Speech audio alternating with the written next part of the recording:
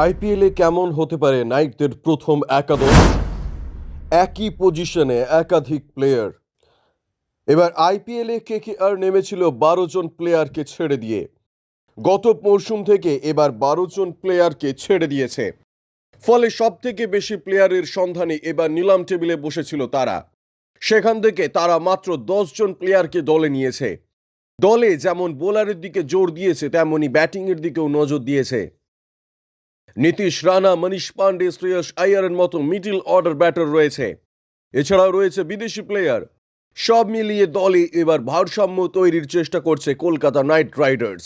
এবার আইপিএলে কেকেআর নেমেছিল 12 জন প্লেয়ারকে ছেড়ে দিয়ে। গত মরশুম থেকে এবার 12 জন প্লেয়ারকে ছেড়ে দিয়েছে।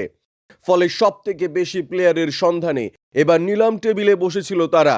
সেখান থেকে তারা মাত্র 10 জন প্লেয়ারকে দলে নিয়েছে। দলে যেমন বোলারের দিকে জোর দিয়েছে, তেমনি ব্যাটিংয়ের দিকেও নজর দিয়েছে।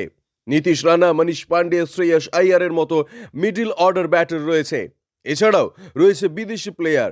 সব মিলিয়ে দলে এবার ভারসাম্য তৈরির চেষ্টা করেছে কলকাতা নাইট রাইডার্স।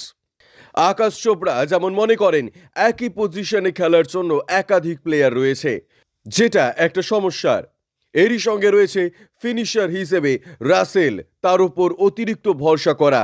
বিগত কয়েক বছর ধরে তার ওপর ভরসা করছে দল, কিন্তু সেই মতো পারফরমেন্স করতে পারছে না। অন্যদিকে সুনীল নারিন তার পুরনো ছন্দ ভুলেছেন। তিনি এখন আগের খেলা দেখাতে পারেন না। তবে নাইট ম্যানেজমেন্ট এই দুই প্লেয়ারের ওপর অগাধ বিশ্বাস করে, ফলে তাদের ওপর ভরসা করবে সেটা বলাই যায়। ব্যুরো রিপোর্ট, ইউজে নিউজ।